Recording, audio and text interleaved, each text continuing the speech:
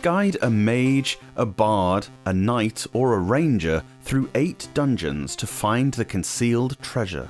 There was a great game in the Ultima series that I have fond memories of called Ultima 4. In that game, there were side quests which had you voyaging into various caverns and dungeons looking for these runes of virtue. You guessed it, that's where the name of this game comes from.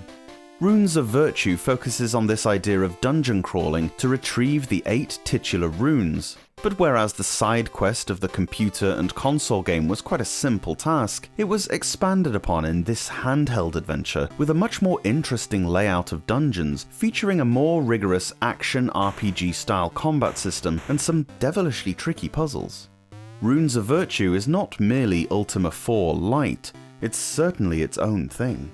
I say rigorous for the combat, perhaps a better word would be demanding. I'll come on to why in a minute. It's hard not to compare this game to a Zelda one, as a lot of the same motifs are there. Very little of Ultima takes place in the overworld, 99% of the game is within these caves. The main appeal of this one is the puzzles you'll be faced with when down there. They're very inventive and head-scratchy. Pressure plates, warp pads, hidden passages and crumbling walls abound, but you're rarely unhindered in figuring them out, pervaded as the levels are with threat. It's often best to clear any new area free from nasties first if you can, before trying to figure out how to progress.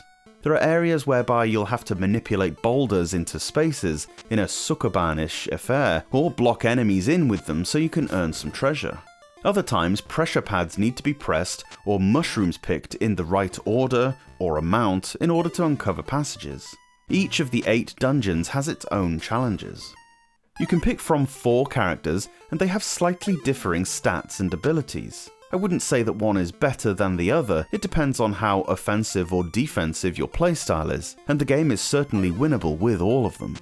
Pressing the start button brings up your status screen. Here you can see your inventory and assign the weapons, items or spells to A or B, in the same way you do in Link's Awakening.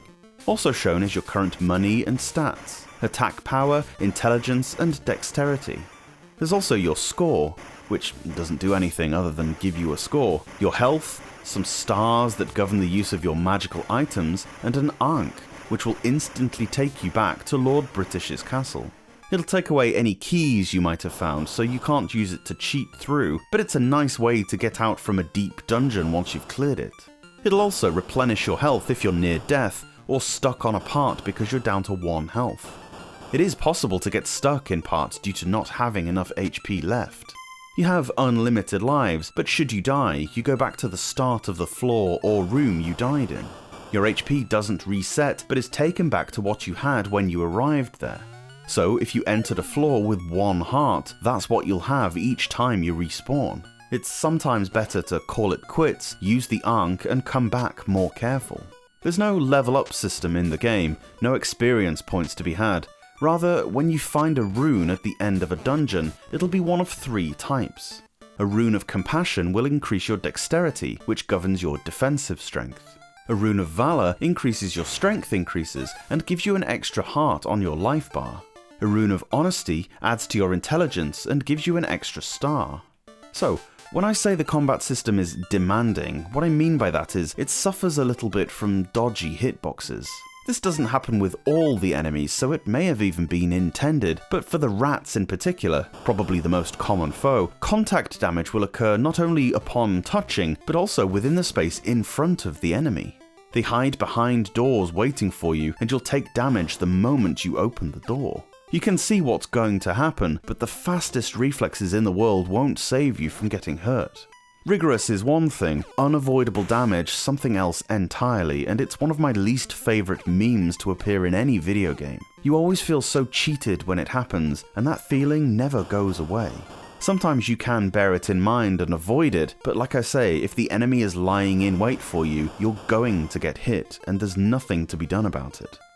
It's possible to farm loot quite easily in this game. Anything you find on a floor will be reset after you've moved to 2 different areas after it. So you can clear out a floor of a cave or dungeon, move through at least 2 other screens, and return to claim even more goodies. The enemies will respawn as well, but this shouldn't bother you too much. I don't often give game-related tips as I'm no FAQ writer by any means, but there's a way to really cheese this mechanic right at the beginning. When you start out, don't go straight into Lord British's castle, instead head east to where you'll see a boat. This will take you across a sea to this Lyceum place. Here, if you're clever, you can descend 2 flights of stairs, find a gem worth $5, and climb the 2 floors, thus resetting the chest you found the gem in. This all takes about 20 seconds, and you can do it as much as you like. Later on, you won't really need to do this, but at the start, you can easily acquire the $90 or so that you'll need to buy the good armor and a bow straight out, without having to fight anything. This is always available, and it's quite expedient, seeing as how you can carry a maximum of $99 at any time. There's a real charm to conversing with NPCs. You can certainly tell that the game was written by native English speakers, as the air of medieval characterizations is right on point.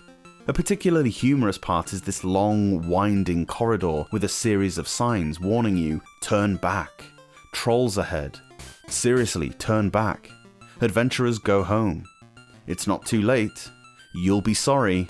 Then you get trapped and a final sign reads, you were warned. Lots of little instances like that throughout will put a smile on your face. Sure, the visuals and sounds are good if nothing boat push outy, but the main appeal of Ultima Runes of Virtue is how it plays. The gameplay score would be a perfect 10 if it weren't for those shonky hitboxes. Still, what a great time this game is. Thoroughly recommended.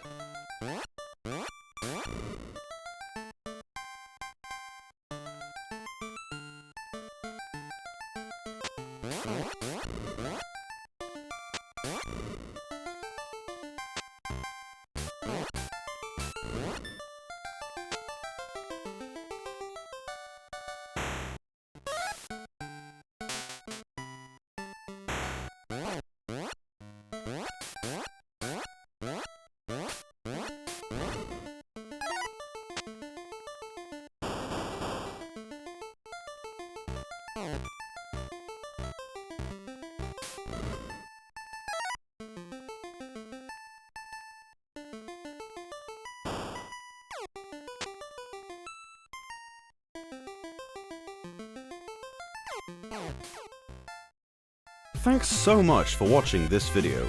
The Kickstarter for the book is now live. Check the link in the description for how you can back the project and be the first to get your hands on the Portable Power Encyclopedia, featuring more than 900 Game Boy game reviews and a whole wealth of useful information on the world's favorite handheld console. See you later on.